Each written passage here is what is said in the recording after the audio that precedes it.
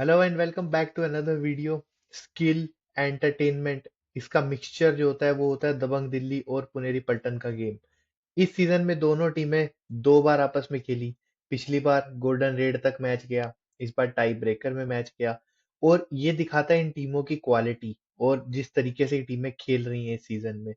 तो उस गेम पर काफी सारे टॉकिंग पॉइंट्स, कुछ इम्प्रोवाइजेशंस मुझे लगता है जो करनी चाहिए टीम को, उस पे बात करेंगे।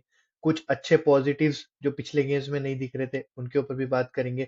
उसके अलावा पिछले 2 दिन में कुछ और भी मैचेस हुए हैं जिनके रिजल्ट्स ने काफी इम्पैक्ट किया है टेबल को। तो उन गेम्स के ऊपर एक क्विक टचअप करेंगे, लेकिन मेजर फोकस रहेगा दबंग दिल्ली और पुनेरी पल्टन के मैच का। मैं इस वीडियो में थोड़ा सा इन डिटेल जाऊंगा, थोड़ा सा इन डिटेल बात करता हूँ, तो उसको देखते हुए मुझे लगता है थोड़ा सा दबंग दिल्ली और पुनेरी पल्टन के मैच पर ज्यादा फोकस करेंगे, बाकी गेम्स के बारे में भी बात करेंगे। तो वीडियो में आगे बढ़े उससे पहले अगर आपने वीडियो को लाइक नहीं किया तो वीडियो को लाइक कीजिए, चैनल को सब्सक्राइब कीजिए और फिर आगे बढ़ते हैं। चलिए पहले बात करते हैं दबंग दिल्ली और पुनेरी पल्टन के मैच की। मुझे लगता है फाइनल बिफोर द फाइनल्स कह सकते हैं इस गेम को, जिस तरीके से दोनों ही टीमें खेल रही हैं अब तक। और यहाँ पर दिखता है कि कौन सी टीम एक्चुअल में वो एडवांटेज लेकर जाने वाली है। क्योंकि अगर आप परफॉर्मेंस वाइज देखेंगे तो दोनों टीमें कट टू कट है, लेकिन जो मेंटल एडवांटेज मिलता है जब आप अपने आर्च राइवल को हराते हैं, वो कितना ज्यादा आपको इम्पैक्ट करेगा आने वाले गेम्स में, वो दिखता है। अगर हम इन डिटेल प्लेयर्स की बात करें तो मुझे लगता है प्लेयर्स की इन डिटेल बात करने से पहले एक जेनरिक गेम के बारे में बात करते हैं।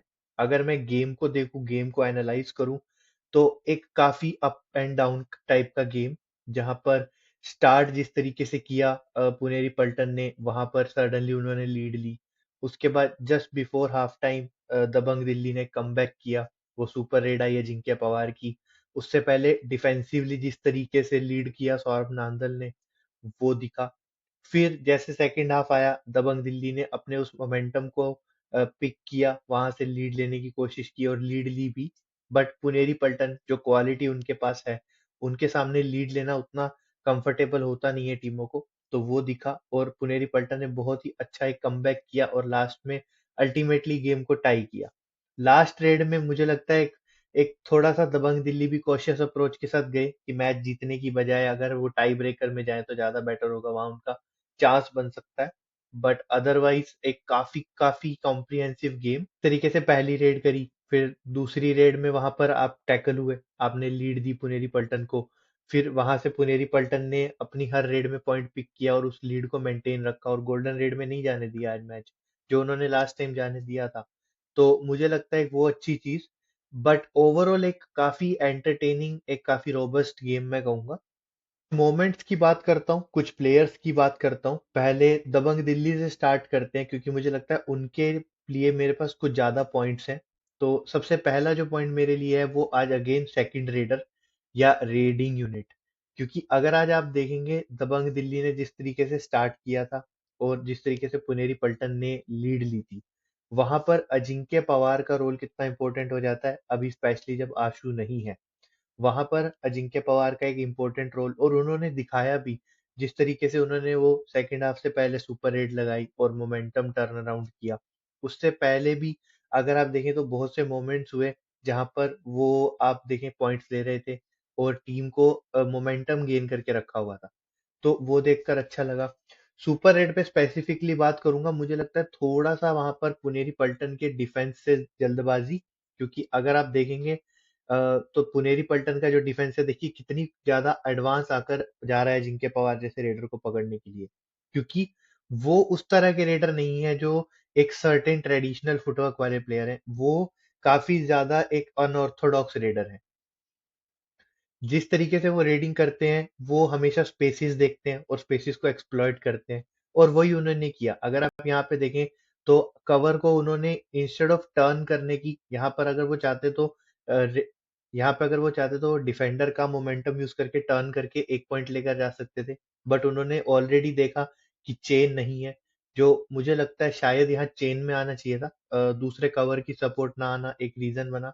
वहां उन्होंने दूसरी साइड जाकर दो प्लेयर और अपने साथ इन्वॉल्व किए टैकल के अंदर, और वहां पर देखिए 3 पॉइंट की सुपर रेड बनी। तो इस तरह के मोमेंट्स में दिखता है कि रेडर का जो मेंटल इंटेलिजेंस है वो कितना ज्यादा रोल प्ले करता है। वहीं पे उससे पहले अगर आप फर्स्ट हाफ में देखें, ये मैं एक स्पेसिफिक इंसिडेंट दिखाना चाहता हूँ। अगर इस रेड पे आप देखेंगे तो सौरभ नांदल पहली रेड है मैच की, और आप नहीं चाहते कि पहली रेड में आप उतना रिस्क लें, आप थोड़ा कंफर्टेबल होना चाहते हैं, आप थोड़ा स्लोली वार्म अप करते हैं। बट यहाँ देखें, आपने जिस तरीके से टैकल के लिए गए, सोलो टैकल के लिए जाना, एडवांस जाना, बॉक लाइन से आगे आप टैकल ले रहे हैं, और फिर अगर आप देखें असलम ऑलमोस्ट हाफ लाइन तक पहुंच गए हैं, वहां पर भी उन्होंने वो चीज नहीं छोड़ी कि मैं जाने नहीं दूंगा। तो वो दिखाता है कि कितने कॉन्फिडेंस से एक प्लेयर खेल रहा है। और रीजन उनका सिंपल है, क्योंकि पूरी टीम से कॉन्फिडेंस मिला हुआ है उनको। और वहां पर देखिए असलम को उन्होंने पहली रेड में टैकल किया। इवन फर्स्ट हाफ के एंड से थोड़ा पहले भी एक टैकल आया, जहां पर उन्होंने आदित्य शिंदे को एक बहुत ही अच्छा एंकल होल्ड किया। और वो जिस तरीके से फर्स्ट हाफ में खेले, मुझे लगता है अजिंक्य पवार के साथ उनका उस तरह से डिफेंस करना एक मेजर रीजन क्यों दबंग दिल्ली लीड में रही। तो वो देखकर मुझे लगता है दबंग दिल्ली के लिए एक अच्छा साइन है ये, क्योंकि सौरव नांदल की फॉर्म में रहना जरूरी है। वो एक इम्पोर्टेंट मेन स्टार्टिंग सेवन के प्लेयर हैं। वो जिस तरीके से खेलेंगे, टीम को थोड़ा टोन सेट करके देंगे। और उनकी सबसे अच्छी बात जो मुझे लगती है वो ये है कि वो थ्रू आउट द गेम अपनी रिदम कंटिन्यू करते हैं। अगर आप देखें सेकंड हाफ में भी अपने वो जो 3 पॉइंट उन्होंने फर्स्ट हाफ में लिए थे, उसके ऊपर बिल्ड किया, 3 और पॉइंट लिए सेकंड हाफ में। और टीम को ऐसे प्लेयर्स की जरूरत है जो उस रिदम को मेंटेन रखे। इसके अलावा कुछ मुझे लगता है कंसर्निंग पॉइंट्स नहीं है, बट कुछ पॉइंट्स जो थोड़ा सा दिल्ली देखना चाहेगी, कि एक तो सुरजीत सिंह की फॉर्म, मुझे लगता है कि अभी भी वो फुली उस रिदम में नहीं दिख रहे हैं जैसा वो खेला करते थे। बट अभी आप अगर जीत रहे हैं, आप आपकी टीम अच्छा परफॉर्म कर रही है, तो आप उसको ओवर पावर कर देते हैं एक टाइम पर परफॉर्मेंस से ओवरऑल टीम की। बट मुझे लगता है अभी भी दबंग दिल्ली के लिए कवर पर सुरजीत एक थोड़ा सा, मुझे लगता है एक डाउट है। उनको थोड़ा सा अगर रिदम पिक करते हैं, तो मुझे लगता है वो भी एक मिसिंग पीस को क्लिक कर देंगे टीम में। वहीं दूसरी तरफ संदीप, मुझे लगता है आज उनका अभी तक दबंग दिल्ली की टीम के लिए ये one of the best game, क्योंकि जिस तरीके से वो खेल रहे थे अभी तक, थोड़ा सा कंजर्वेटिव दिख रहे थे, थोड़ा सा वो एक नर्व नर्व सेटल नहीं हो रखी थी उनकी। बट अब जिस तरीके से उन्होंने आज खेला और जिस तरीके से आज गलतियां नहीं की, वो देखकर मुझे लगता है एक कोचिंग यूनिट को कॉन्फिडेंस आएगा, उनके अंदर खुद को कॉन्फिडेंस मिलेगा। और आपने जिस टीम के सामने परफॉर्म किया है, वो वैरायटी ऑफ रेडर्स लेकर आती है, तो वहां से आप थोड़ा सा एडवांटेज पिक करते हैं आने वाले गेम्स में, कि अब वो कॉन्फिडेंस बूस्ट के साथ जाते हैं। तो मुझे लगता है कि वो एक अच्छा इस गेम से पॉजिटिव की तरह लेकर, अगर आप फजल की परफॉर्मेंस देखें आज, तो मुझे लगता है आज थोड़ा सा उनका कोल्ड गेम, क्योंकि यूजुअली जब ज्यादा राइट रेडर होते हैं तो वो डोमिनेट करने की कोशिश करते हैं अपनी तरफ से, कि वो सेटल होने नहीं देते रेडर्स को। बट अगर आप देखें पंकज मोहिते को, या इवन जितना टाइम तक मोहित गोयत खेले कोर्ट के ऊपर, वो थोड़े से सेटल दिख रहे थे। या हो सकता है थोड़ा वो उस तरीके की स्ट्रेटेजी थी कि आप ज्यादा फॉल्स टैकल में ना जाएं, क्योंकि फुटवर्क काफी तेज है दोनों ही रेडर्स का, तो वो गलतियां ना हो और आप लीड कंटेन ना कर जाएं, तो वो एक रीजन हो सकता है उस चीज का। बट ओवरऑल मुझे लगता है अब थोड़ा सा फजल को भी अपने गेम का वो एक कंसिस्टेंट लेवल लेकर आना होगा। वो कंसिस्टेंटली परफॉर्म करते हैं, उनसे परफॉर्मेंस वाइज मुझे नहीं लगता है सच प्रॉब्लम होगी दिल्ली को। बट थोड़ा सा अगर वो कंसिस्टेंसी लेकर आएंगे, जैसे सौरव नांदल राइट से अच्छा कर रहे हैं, तो शायद दबंग दिल्ली थोड़ा और कंफर्टेबल दिखेंगी।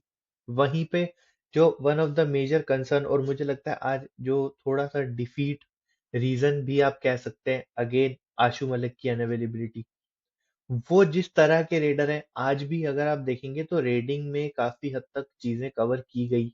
जिस तरीके से नीरज नरवाल आए, बीच में रक्षित आए, थोड़ा बहुत आपने ऑलराउंडर प्लेयर्स को डालकर जो वो रेडिंग कवर की, वो हो जाएगा। बट अगेन कंसर्न इज कि आप बड़े गेम्स में, या जब पुनेरी पलटन अगर यही चीज प्लेऑफ्स में खेलेगी, तो मुझे लगता है वो और ज्यादा इस चीज को एक्सप्लॉइट करेंगे, जहां पर आपके पास एक मेन रेडर का ना होना। तो वो कितनी जल्दी अवेलेबल हो जाते हैं, वो मुझे लगता है दबंग दिल्ली के लिए एक इम्पोर्टेंट फैक्टर है अब। क्योंकि आज के गेम में भी रेडिंग में बिल्कुल भी सेटल्ड दिखती नहीं है दबंग दिल्ली उनके बिना। वो हमेशा एक हेजिटेशन रहती है उनके अंदर, कि अगर हम लीड ले लेंगे तो किस तरीके से होगा। अजिंक्य पवार आज बहुत ही अच्छा, उन्होंने मुझे लगता है एक मेन लीडर का, मेन रेडर का रोल प्ले किया, एज अ लीडर खेले अटैक में। और वो आप उनसे एक्सपेक्ट करेंगे आने वाले गेम्स में, क्योंकि वो उस तरह के प्लेयर हैं, वो ऑलरेडी तमिल तलाइवास के लिए अच्छा करके आ रहे हैं। वहीं पे बात करी दिल्ली की, तो बात करते हैं पुनेरी पल्टन की। मुझे लगता है कि अ, एक कंप्लीट गेम, बट अभी भी कुछ पॉइंटर्स मुझे लगता है आज जब वापस जाएंगे तो कंसीडरेबल होंगे। और वो बड़े फैक्टर्स हैं मुझे लगता है, क्योंकि अगर आप देखें जिस तरीके से गेम चला, आपने इनिशियली स्टार्ट किया, बहुत अच्छा स्टार्ट था। आप एक टाइम पे कंफर्टेबल 7-8 पॉइंट की लीड पर थे, पुनेरी पल्टन। बट उसके बाद सडनली आपने देखा जब दिल्ली ने गियर शिफ्ट किए, थोड़ा सा गेम को तेज किया, वहां आप क्रम्बल किए। उसका वन ऑफ द रीजन हो सकता है कि थोड़ा सा फर्स्ट हाफ का अगर आप डिफेंसिव परफॉर्मेंस देखेंगे तो काफी कॉशियस अप्रोच, वहां पर उतने ज्यादा टैकल्स में ना जाना। वहीं पे अगर आप रिदम वाइज देखेंगे तो मुझे लगता है फर्स्ट हाफ में गौरव खत्री और विशाल भारद्वाज, ऑल्दो विशाल भारद्वाज आज पूरे गेम में ही मुझे थोड़ा आउट ऑफ कलर दिखे, और गौरव खत्री ने फिर सेकंड हाफ में पिक किया जहां से पुनेरी पल्टन ने वो कमबैक किया अपने मैच जीतने के लिए। बट उसके बावजूद मुझे लगता है कि पॉजिटिव वाइज काफी अच्छे पॉजिटिव, मुझे जो सबसे बड़ा पॉजिटिव दिखता है वो चारों रेडर्स को काफी हद तक इक्वल रेटिंग मिलना, और काफी हद तक वो रीडिंग में एक अच्छा कंट्रीब्यूशन उन सबका, तो वो एक अच्छा पॉजिटिव। उसके अलावा मुझे एक जो सबसे बड़ा पॉजिटिव दिखता है वो है गुरदीप, जिस तरीके से आज वो खेले, जिस तरीके से उन्होंने इनिशियल फेजेस में अपने आप को टाइम दिया, बट जब उनको दिखा कि अब टैकल के लिए जाना है वहां पे वो गए, कुछ अच्छे टैकल्स भी किए इंपॉर्टेंट टाइम पर, specially end of the game की साइड में जाते हुए बहुत अच्छे टैकल्स उनकी तरफ से आए। तो मुझे लगता है वो एक अच्छी चीज, तो वो पॉजिटिव्स लेकर जाना चाहेंगे डेफिनेटली आप। बट मुझे लगता है नेगेटिव्स के ऊपर भी कंसिडरेशन करनी होगी, क्योंकि आप आज जीते हैं। अब आप ऑलमोस्ट 2 या 3 गेम खेलेंगे प्लेऑफ जाने से पहले, और मोस्ट प्रोबेबली जिस तरीके से आप खेल रहे हैं आप टॉप 2 में आएंगे, तो सेमीफाइनल्स जब आएंगे वहां पर आप एक्सपेक्ट करेंगे कि आपका हर प्लेयर 100 पोटेंशियल पर खेले और वो बेस्ट दे अपना, और उसके लिए उसको एक प्रेप चाहिए जो वो इन गेम से ले सकते हैं। पुनेरी पल्टन आई गेस 14 या 15 गेम खेल चुके हैं ऑलरेडी, और उनके 2 या 3 गेम बचे हैं, तो उनको अब उतना ज्यादा टाइम मिलेगा नहीं, और स्पेशली जब प्लेऑफ स्टार्ट होंगे तो उनको एटलीस्ट 3-4 दिन का ब्रेक रहेगा जब बाकी गेम्स होंगे, तो उस टाइम पे आपके प्लेयर रस्टी ना हो, उसके लिए आप एक्सपेक्ट करते हैं कि वो रिदम में जाए, तो वो एक चीज। बट जो जो कंसिडरेशन के पॉइंट्स मुझे दिखते हैं वो अब है विशाल भारद्वाज की फॉर्म, कि पिछले 2 या 3 गेम से उस तरीके से नहीं दिख रहे हैं वो, जैसा वो स्टार्ट में दिख रहे थे, शुरू के 3-4 गेम में उन्होंने जैसा गेम दिखाया, तो कॉर्नर पे उनकी फॉर्म थोड़ा सा मुझे लगता है कंसर्न। उसके अलावा एक जो मुझे कंसर्न दिखता है वो ये है कि आपका डिफेंस कभी कभी स्विच ऑफ हो जाता है। आप नहीं चाहते कि वैसा हो बड़े गेम्स में, वहां आप चाहते हैं कि आपका डिफेंस उस चीज को मेंटेन करे, अगर आप लीड में है तो आप लीड मेंटेन रखें, अगर आप ट्रेल कर रहे हैं तो वहां पे कब गेम को आपने अप करना है और कब आपने एक नेक्स्ट लेवल गेम प्ले करना है, वो पता होना रेडर्स को और डिफेंडर्स को बहुत जरूरी। और वो आज के गेम में मुझे दिखा। अगर आप गेम फ्लो देखें वापस से तो स्टार्ट देखें, पुनेरी पल्टन ने बहुत अच्छा किया, और majority of the first half में आप लीड में थे, बट फिर सडनली वो एक रेड आई जहां पे मैं बोल रहा हूँ स्विच ऑफ हुई पुनेरी पल्टन की डिफेंस, और आपने सडनली 3 पॉइंट की एक रेड दी, और दिल्ली को एक कमबैक मिला, और दिल्ली जिस तरीके से लीड में आ गई थी सेकंड हाफ में, अगर वहां पर आपके पास अच्छा रेडर होता, जैसे अगर आशु मलिक अवेलेबल होते, तो मुझे लगता है कि दबंग दिल्ली उस लीड को कंटेन कर जाती, और आप यहाँ पे अच्छे परफॉर्मेंस के बावजूद वो जो 2 पॉइंट मिलने चाहिए आप वो नहीं ले पाते। तो वो देखते हुए मुझे लगता है थोड़ा उस चीज पे फोकस करना चाहेंगे कोच अजय ठाकुर। ऑल्दो आज आप मैच जीते हैं, उस चीज को आप ये नहीं कह सकते हैं कि अब उसे उसके बाद भी गलतियां देखना, बट इम्प्रूवमेंट्स आप देखते रहना चाहेंगे अपनी टीम में। तो ये तो ये गेम की बात दबंग दिल्ली और पुनेरी पल्टन की। मुझे लगता है एक और one of the classic encounter इस सीजन का। उसके अलावा कल एक और अच्छा गेम हुआ। अच्छे से मेरा मतलब वो बेंगलुरु बुल्स के लिए अच्छा गेम था, बट अदरवाइज अगर आप बंगाल के फैन है तो मुझे नहीं लगता है उसमें अच्छा कुछ था। और वो पिछले दोनों गेम्स में, उनकी कंबाइंड बात करता हूँ बाद में। बट अगर मैं बेंगलुरु बुल्स और बंगाल वॉरियर्स के मैच की बात करूँ, एक बार फिर वही जो मुझे पॉइंटर्स में बोलता हूँ वही पॉइंटर्स वापिस। बंगाल वॉरियर्स डिफेंसिवली एक बार फिर एक्सपोज हो गए, वहां पर बेंगलुरु बुल्स के रेडर्स ने जिस तरह से परफॉर्म किया, और जिस तरीके से गेम को स्टार्टिंग से लेके एंड तक उन्होंने अपने आप से डिक्टेट किया, वो देखकर दिखता है कि बंगाल वॉरियर्स क्यों स्ट्रगल कर रहे हैं। और मुझे लगता है कि अभी पिछले अगर आप 2-3 गेम देखें, वहां पे उनके हारने का एक और मेजर रीजन है वो देवांग की फॉर्म में ड्रॉप आना। क्योंकि अब वो 25-20 पॉइंट नहीं ले रहे हैं, वो 10-12 पॉइंट ले रहे हैं। बट वहां पर भी अगर आप देखेंगे तो आपको सेकंड रेडर्स अच्छे पॉइंट लेते दिख रहे हैं। ऐसा नहीं है कि सेकंड रेडर्स पॉइंट नहीं ले रहे हैं। रेडिंग वाइज मुझे लगता है अभी भी बंगाल वॉरियर्स को प्रॉब्लम नहीं है, बट डिफेंस का परफॉर्म ना करना या कंसिस्टेंट परफॉर्म ना करना, वो एक बहुत बड़ा रीजन है कि वो अभी भी मैचेस नहीं जीत रहे हैं। और अब अगर आप देखें, आप 14 गेम उनके भी हो चुके हैं और वो आई थिंक 11th पोजीशन पर है। और उनका प्लेऑफ्स मुझे लगता है बिल्कुल कट टू कट हो चुका है। अब वो अगर कुछ मिरेकलस परफॉर्मेंस देते हैं तो शायद कुछ हो सकता है, अदरवाइज मुझको समझ नहीं आता है कि वो कैसे अब प्लेऑफ्स के लिए जाने वाले हैं आगे। वहीं दूसरी तरफ बेंगलुरु बुल्स एक ऐसी टीम जो रिदम में है, जिसके प्लेयर्स परफॉर्म कर रहे हैं और जो टीम अच्छे परफॉर्मेंसेस पुट ऑन करके मैचेस जीत रही है। बेंगलुरु बुल्स एक कंप्लीट ऑलराउंड परफॉर्मेंस। ना आप डिफेंस में कोई कमी कहेंगे, ना आप कहेंगे रेडिंग में कोई कमी। जिस तरीके से उन्होंने परफॉर्म किया है, वो देखकर आप कहेंगे कि कंप्लीट परफॉर्मेंस है उनकी तरफ से। क्योंकि अगर आप बेंगलुरु बुल्स की परफॉर्मेंस देखेंगे, अली रेजा डेफिनेटली एक बड़ा सुपर 10 उनका 17-18 पॉइंट लेना, बट वहीं पे शंकर भी हैं जो आपको डिफेंस में एक बड़ा हाई फाइव दे रहे हैं। तो दोनों डिपार्टमेंट जब मिलकर इस तरीके से परफॉर्म करेंगे तो मुझे लगता है कि वो टीमें काफी ज्यादा स्टेबल दिखेंगी कोर्ट के ऊपर। और उसका आप एक सिंपल रीजन देख सकते हैं, अगर आप बंगाल वॉरियर्स का ओवरऑल डिफेंस देखें तो उन्होंने 8 पॉइंट लिए पूरे गेम में। उससे 2 पॉइंट ज्यादा बेंगलुरु बुल्स सिर्फ फर्स्ट हाफ में लेकर बैठे थे। तो एक तरह से आप फर्स्ट हाफ और सेकंड हाफ का कंबाइंड परफॉर्म भी नहीं कर पा रहे हैं जितना बेंगलुरु बुल्स सिंगल हाफ में कर रही है। अगर वैसा चलने वाला है तो उसके अकॉर्डिंग फिर मुझे नहीं लगता कोई कोई कंपटीशन है।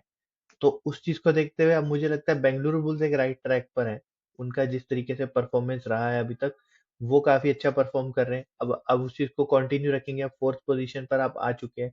आप चाहेंगे कि इस 1 to 4 के बीच में रहें, ताकि कम से कम प्लेऑफ्स के गेम खेलने को मिले। वहीं पे अगर मैं परसों की बात करूं तो परसों मुझे लगता है वापिस जैसे पुनेरी पल्टन और तमिल तलाइवास का गेम हुआ था, पुनेरी पल्टन मुझे नहीं लगता उन पे दोबारा बात करने की जरूरत है। वो अच्छा खेल रहे हैं। उस गेम में भी गुरदीप ने एक वहां भी गुरदीप ने एक हाई फाइव लगाया।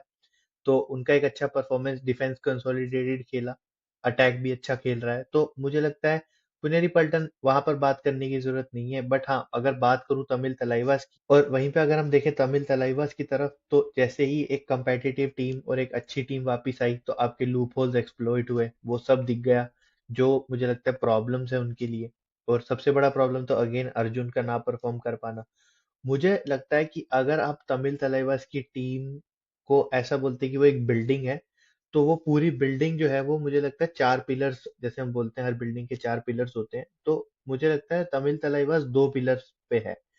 अगर अर्जुन देशवाल कुछ करते हैं तो वो एक पिलर की तरह खेलते हैं, वहीं पे उनके साथ पूरी टीम एक कलेक्टिव पिलर की तरह खेलती है, तो वो 2 पिलर हो जाते हैं। बट आज देखा जाए तो दोनों ही पिलर्स आपके गिर गए। अर्जुन देशवाल, उनका परफॉर्मेंस नहीं आया, उसका डायरेक्ट इम्पैक्ट दिखा बाकी पूरी टीम के परफॉर्मेंस पे। अगर आपका मेन रेडर नहीं चलता तो आप एक्सपेक्ट करते हैं कि आपके जो बाकी प्लेयर्स हैं वो स्टेप अप करते हैं उन गेम्स में। और आप ये नहीं कहेंगे, 18 गेम का अगर आपका सीजन है तो आप मेन रेडर से एक्सपेक्ट करते हैं कि वो आपको 9 या 10 गेम जिता दे। बट बाकी तो आपको डिफेंस नहीं जिताना है, या आपके मेन सेकंड रेडर्स ने जिताना है। बट अगर आप एक्सपेक्टेशन ही वैसी रख के चलते हैं कि 18 में से 15 गेम आपको अर्जुन जिताएंगे, तो फिर आप ऑलमोस्ट ऑलमोस्ट प्लेऑफ्स में ही रहेंगे, मुझे ऐसा लगता है। और वही हुआ उस गेम में भी। जिस तरीके से वो गेम चला, वहां पर भी मुझे लगता है प्लेयर्स वो एक शेल में रहे, जो उनको समझ ही नहीं आ रहा है कि किस तरीके से प्लेयर्स परफॉर्मेंस को निकालना है या किस तरीके से आपको खेलना है। एक चीज मुझे जो थोड़ी अच्छी लगी वो ये लगी कि नरेंद्र को वापस से थोड़ा सा रेडिंग में यूज किया और काफी अच्छे से यूज किया। हालांकि वो उतने मैच फिट नहीं है, तो उनको उतना ज्यादा रिलाई नहीं किया उनके ऊपर। बट हाँ, उन्हें कुछ अच्छी रेड्स मिली, 7-8 रेड्स दी। तो थोड़ा वो भी अगले गेम में अब उस रिदम को पिक करके आएंगे, थोड़ा मोमेंटम गेन करके आएंगे, तो शायद वो अच्छा परफॉर्म करे। बट हाँ, अगर तमिल तलाइवास इसी तरीके से परफॉर्म करेंगे तो मुझे लगता है कि अभी वो सेवन्थ या सिक्स्थ है टेबल में, बट वो बहुत जल्द नीचे आ जाएंगे कि अब टीमें जैसे ही एक मैच जीतती है, 2-3 पोजीशन का डिफरेंस आ जाता है टेबल के अंदर। तो उसके साथ जो एक और गेम हुआ जहां पर बेंगलुरु बुल्स खेले जयपुर के साथ। बेंगलुरु बुल्स भी उस गेम, सिर्फ स्पेसिफिक उस गेम की मैं अगर हाईलाइट दिखाना चाहता हूँ, एक तरह से अगर मैं उसको समराइज करना चाहता हूँ, तो मुझे लगता है उसमें बेस्ट चीज मैं बोल सकता हूँ कि आप मेन डिफेंडर्स देखें उस गेम में जो बेंगलुरु बुल्स के लिए थे। योगेश, जो कैप्टन है, और उसके साथ दीपक, ये दो डिफेंडर्स ने मिलकर 14 पॉइंट्स लिए, और इन दोनों ने मिलकर एक अनसक्सेसफुल टैकल किया। दीपक ने एक भी नहीं किया, योगेश ने एक किया। तो 14 पॉइंट लेकर आप 1 पॉइंट दे रहे हैं, 13 पॉइंट आपने पॉजिटिवली अपनी टीम को कंट्रीब्यूट करवा दिए। ये इनफ है बताने के लिए कि आपने गेम को कितने अच्छे से मैनेज किया है, और कितना अच्छे से आपने सामने वाली टीम को स्कोप ही नहीं दिया है कि वो पॉइंट कहाँ से ले। और ये दोनों ऐसे प्लेयर हैं जो मेन पोजीशंस पर खेलते हैं, जो मेन मोमेंटम ब्रेकिंग पोजीशंस जो हैं वहां पर खेलते हैं, कॉर्नर्स पर, और पूरा गेम चलाते हैं। वहीं और वहीं पे दूसरी तरफ देखें तो रेडिंग में अली रेजा देखिए, आकाश शिंदे देखिए, और जिसको भी आप देखेंगे रेडर को, वो उस तरीके से परफॉर्म कर रहा है कि पॉइंट्स भी ले रहा है और कम से कम रिस्क ले रहा है। तो जब आप दोनों डिपार्टमेंट से इतना स्टेबल परफॉर्म करेंगे, और सामने जयपुर जैसी टीम जो मुझे लगता है थोड़ा सा प्रॉब्लम्स में दिखे इस गेम में, और वो प्रॉब्लम्स अब थोड़ा एक्सपेल होंगे, क्योंकि मुझे लगता है सबसे बड़ा प्रॉब्लम तो उनके लिए ये है कि नितिन धनखड़ वापस इंजर्ड हो गए हैं, वो उस गेम में सब सब आउट करना पड़ा उनको। तो अगर वो अनअवेलेबल है तो वापस से सारा गेम जो है आपका वही अली सोमादी, मीतू, इन सब के ऊपर आ जाता है। बट क्या वो आपको उस तरीके से परफॉर्मेंस दे पाएंगे आने वाले गेम्स में, वो एक क्वेश्चन है। बट उसके अलावा अगर मैं देखूँ तो बेंगलुरु बुल्स के लिए कंप्लीट गेम, वहीं पे जयपुर पिंक पैंथर्स कमियां दिखी, और कमियों को बहुत अच्छे से हाईलाइट कर दिया बेंगलुरु बुल्स ने, क्योंकि आप जब 20 पॉइंट के मार्जिन से कोई गेम हारते हैं तो आप सिर्फ गेम नहीं हारते हैं, आपका मोमेंटम ब्रेक होता है, आपका कॉन्फिडेंस ब्रेक होता है। क्योंकि जहां पे मैंने बात करी डिफेंस की बेंगलुरु बुल्स की कि 1 पॉइंट दे रहे हैं और 14 पॉइंट ले रहे हैं आपके डिफेंडर, वहीं पे अगर आप जयपुर पिंक पैंथर देखें तो स्टोरी बिल्कुल उल्टी हो जाती है। वहां पर आपके प्लेयर 1 पॉइंट लेने के लिए 2 पॉइंट दे देते हैं पहले, तो वो डेफिशिएट ही खत्म नहीं हो पा रहा है। और उसका एक सिंपल सा एग्जांपल आप देखें, ये यहाँ पर एक आपको मैं टैकल परसेंटेज दिखाता हूँ, आप डिफरेंस देखें। एक टीम 70% से ज्यादा टैकल सक्सेस पे है, एक टीम नॉट इवन 50% पर है। तो वो इतना बड़ा डिफरेंस अगर आप देख लेंगे तो मुझे लगता है वैसे भी मैच जीतने की एक्सपेक्टेशन खत्म हो जाती है। तो अब जयपुर पिंक पैंथर 2 गेम हार चुके हैं, परसों गेम हारे, कल भी हारे। तो उनको थोड़ा सा मुझे लगता है अब, जैसे मैं बात कर रहा हूँ बाकी टीमों के लिए, जो मैंने बोला दूसरी टीम्स के लिए, वही चीज मुझे लगता है अब जयपुर के लिए भी एप्लीकेबल हो गई है कि आप सीरियस हो, आप सही में अपने प्रॉब्लम्स के सॉल्यूशन ढूंढे, आप मेक शिफ्ट चीजें मत चलाएं। मेकशिफ्ट चीजें चलाने का टाइम जा चुका है। स्पेशली अगर आप वो 6 से लेके 10 के जो क्लस्टर है अभी टेबल में, 6 से 10th पोजीशन का, अगर आप वहां पर हैं, तो मुझे लगता है कि उस क्लस्टर को ब्रेक करने के लिए आपको मेकशिफ्ट चीजें नहीं करनी है, आपको श्योर सॉल्यूशंस चाहिए। अगर आप वो नहीं लाएंगे तो आपकी टीम स्ट्रगल करेगी। तो ये तो था मेरा टेक परसों और कल के गेम्स के ऊपर। अब आज दो बड़े इंटरेस्टिंग गेम है, उनका मैं एक अलग से वीडियो बनाऊंगा, और वो आप जरूर देखिएगा। बाकी आपने ये वीडियो यहाँ तक देखा, thank you so much for watching. आप वीडियो को लाइक कीजिए, चैनल को सब्सक्राइब कीजिए अगर आपने नहीं किया है, और प्रीव्यू के वीडियो के लिए stay tuned, and thank you so much for watching again.